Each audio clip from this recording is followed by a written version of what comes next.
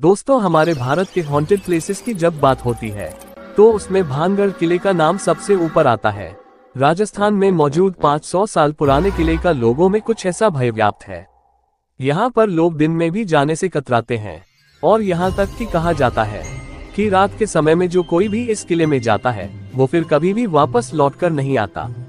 इसलिए सरकार ने भी खुद बाकायदा बोर्ड लगाकर रात के समय में इस किले में जाने से प्रतिबंध लगाया हुआ है। और दोस्तों, खौफ का आलम तो यह है कि रिजर्व एरिया घोषित किए जाने के बावजूद भारतीय पुरातत्व विभाग ने डर की वजह से आज तक यहाँ पर अपना ऑफिस नहीं बनाया है। तो फिर भानगढ़ के किले का इतिहास क्या है और आखिर क्यों इस किले को इतना ज्यादा खौफनाक और भूता माना जाता है? दोस्तों आदाब, नमस्कार। मैं मोहम्मद हसन। आज मैं आप लोगों को सच्ची घटना सुनाने जा रहा हूँ। उसे ध्यान से सुनिए और अगर वीडियो अच्छी लगे तो लाइक और चैनल को सब्सक्राइब करके रखिए। कुछ इसी तरह की सच्ची घटना सुनने के लिए तो आइए देखते हैं इस वीडियो को। इस भानगढ़ के किले का निर्माण आमेर के शासक राजा भगवान दास ने 1573 में अपने छोटे बेटे माधव सिंह के लिए करवाया था। उस समय ये किला पूरी तरह से खुशहाल हुआ करता था। इस किले के अंदर चारों तरफ लोगों की घनी आबादी रहा करती थी, लेकिन फिर अचानक एक ऐसी अनहोनी होती है जिससे किले की सारी खुशियां हमेशा के लिए खत्म हो गई और एक समय खुशहाल नजर आने वाला यह विशाल किला एक भूता जगह में बदल गया। लोगों के मन में इस किले का ऐसा खौफ बैठ गया, लोगों ने इस किले को छोड़ना शुरू कर दिया। इसका नतीजा ये हुआ कि यह किला और इसके आसपास का इलाका पूरी तरह से वीरान हो गया। यहाँ तक कि आज भी ये किला सैकड़ों सालों से इसी तरह से वीरान पड़ा हुआ है, जो कि देखने में भी बेहद खौफनाक नजर आता है। इसके बारे में लोग यहाँ तक बताते हैं कि किले से लोगों के चीखने, चिल्लाने, रोने और घुंघरुओं की रहस्यमयी आवाज आती है। बहुत से लोग ये भी दावा करते हैं कि जो कोई भी इस किले में रात के समय गया है तो फिर कभी भी वापस लौटकर नहीं आया, और यही वजह है कि दिन में भी बहुत कम लोग इस किले के अंदर जाने की हिम्मत कर पाते हैं। अब ऐसे में यह सवाल तो मन में जरूर पैदा होता है कि किले के साथ ऐसा क्या हुआ था, इसको इस तरह से श्रापित और भूता माना जाने लगा। असल में इसको लेकर हॉन्टेड होने के पीछे लोगों द्वारा एक नहीं बल्कि कई अलग अलग कहानियां बताई जाती है, लेकिन उन सभी में सबसे ज्यादा जिस पर लोगों द्वारा भरोसा किया जाता है वो है राजकुमारी रत्नावती की कहानी। कहते हैं कि जब इस किले का निर्माण करवाया गया था तब इसमें रत्नावती नाम की एक बेहद खूबसूरत राजकुमारी रहा करती थी। उस समय राजकुमारी रत्नावती की उम्र 18 साल थी और उसकी खूबसूरती की चर्चा दूर दूर तक हुआ करती थी। उनकी सुंदरता की वजह से ही बहुत से अलग अलग रियासत के राजकुमार उससे शादी करने की इच्छा रखते थे, जिसके चलते अक्सर ही राजकुमारी रत्नावती के लिए शादी के प्रस्ताव आते ही रहते थे। लेकिन राजकुमारी तब तक किसी का भी प्रस्ताव को स्वीकार नहीं किया था। अब एक बार राजकुमारी अपनी कुछ सहेलियों के साथ खरीदारी के लिए बाजार गई हुई थी और बाजार में वह इत्र की एक दुकान पर रुकी और वहां पर अपने लिए इत्र खरीदने लगी। इतने में ही उस दुकान से कुछ दूरी पर खड़े सिंधिया सेवढ़ा नाम के व्यक्ति की नजर राजकुमारी पर पड़ी। सिंधिया उसी राज्य का रहने वाला था और वह काले जादू का महारथी माना जाता था। राजकुमारी रत्नावती की सुंदरता को एक नजर में देखते ही सिंधिया उस पर पूरी तरह से फिदा हो गया और वह टकटकी लगाए राजकुमारी को घूरने लगा। और फिर उसी पल उसने अपने मन में ये तय कर लिया कि चाहे कुछ भी हो जाए वह राजकुमारी को किसी भी कीमत पर हासिल करके रहेगा।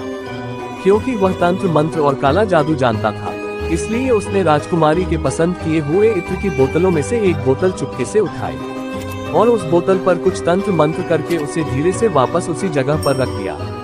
असल में वह अपने तंत्र विद्या के मदद से राजकुमारी को अपने वश में करना चाहता था और वह काफी हद तक इस काम में सफल भी हो गया था, क्योंकि राजकुमारी ने उसे इस तरह इत्र के साथ छेड़छाड़ करते हुए तो देखा नहीं था और राजकुमारी इत्र की शीशी लेकर अपने किले की तरफ वापस जाने लगी। साथ ही सिंधिया सेवढ़ा भी छुप छुप कर राजकुमारी का पीछा करने लगा।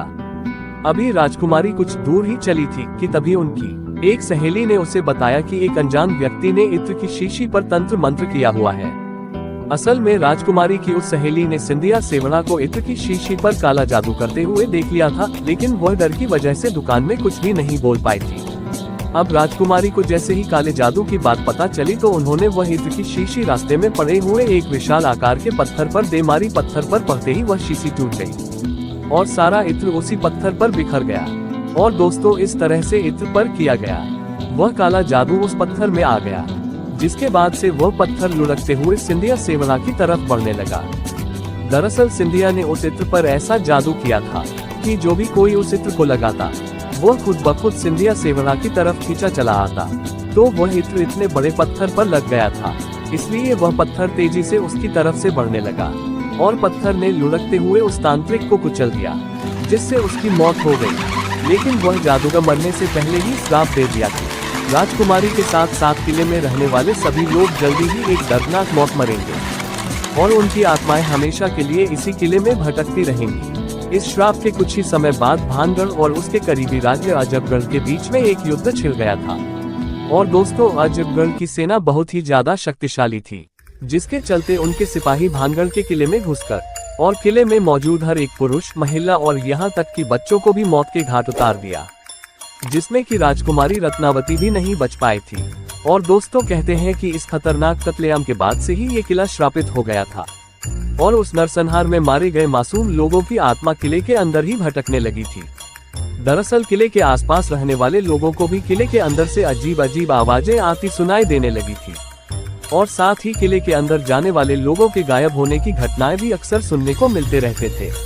और दोस्तों, इन सभी चीजों के चलते ही किले के आसपास रहने वाले लोगों ने भी बस्तियां छोड़कर दूसरी जगह पर रहना शुरू कर दिया और देखते ही देखते ये किला और आसपास का इलाका पूरी तरह से वीरान हो गया। इसके अलावा दोस्तों, इस किले के भुता होने के पीछे एक और कहानी भी बताई जाती है कि जिस समय ये किला बनाया जा रहा था, तब इस किले के जमीन के पास ही बाबा बालक नाथ नाम के एक बाबा रहा करते थे। और बाबा को जब इस किले के बनने की खबर मिली, तो उन्होंने राजा भगवान दास के पास ये संदेश भिजवाया कि वे अपने किले को इतना ऊंचा न बनवाएं कि परछाई मेरी कुटिया तक आ जाए। पर राजा भगवान दास ने बाबा की उस बात को गंभीरता से नहीं लिया और जब ये किला बनकर तैयार हुआ तो उसकी परछाई बाबा बालकनाथ कुटिया तक पहुंच गई। और दोस्तों, इस परछाई को देखकर बाबा क्रोधित हो गए और गुस्से में उन्होंने श्राप दिया कि भानगढ़ पूरी तरह से तबाह हो जाएगा। और दोस्तों, बहुत से लोग आज ये भी मानते हैं कि भानगढ़ किले की यह हालत बाबा बालकनाथ के उसे श्राप की वजह से ही हुई है। इसके अलावा एक कहानी तो ये भी बताई जाती है कि भानगढ़ में युद्ध हुआ था, उसमें भानगढ़ के सिपाही पूरी तरह से हार गए थे, लेकिन भानगढ़ के राजा और उनके परिवार के दूसरे लोग अपनी जान बचाकर वहां से भागने में कामयाब हो गए थे। और उन लोगों ने किले के अंदर अपना काफी सारा खजाना छुपाया हुआ था, इसलिए दुश्मनों से उस खजाने को बचाने के लिए ये झूठ फैलाया गया कि किला पूरी तरह से शापित है और अगर कोई व्यक्ति इस किले में जाएगा तो उसकी तुरंत ही मौत हो जाएगी। दोस्तों, इस तरह के खजाने को बचाने के लिए यह अफवाह फैलाई गई और लोगों ने सच मान ली और भानगढ़ का किला हमेशा के लिए हॉन्टेड समझा जाने लगा। वैसे वजह चाहे जो भी रही हो, लेकिन इतना जरूर है, इस किले को भुता बनाने में हमारी सरकार का भी काफी हाथ रहा है। दरअसल कानून में भूत प्रेत, पिशाच और बुरी आत्मा जैसे किसी भी चीज की कोई जगह या फिर मान्यता नहीं दी गई है और आज तक किसी भी कोर्ट ने अपना कोई भी फैसला भूत प्रेत को ध्यान में रखकर नहीं सुनाया है। उसके बावजूद भी सरकार द्वारा किले के बाहर बोर्ड लगाकर उस पर लिखना कि रात में इस किले में जाना मना है और भारतीय पुरातत्व विभाग का यहाँ पर अपना ऑफिस ना बनाना, यह सभी बातें कहीं ना कहीं एक बात की तरफ इशारा करती हैं कि हमारी सरकार भी भूत प्रेत में विश्वास रखते हैं। और दोस्तों, सोचिए, जब सरकार की तरफ से ही कोई ऐसे कदम उठाए जाएंगे तो फिर जाहिर सी बात है कि आम लोग तो इस किले को सच में ही भूतिया मान लेंगे। वैसे आपको क्या लगता है, ये किला सच में भूता है या नहीं? और क्या आप लोग भूत प्रेत पर विश्वास रखते हैं? हमें कमेंट करके जरूर बताएं। दोस्तों, सब्सक्राइब करें हमारे चैनल को।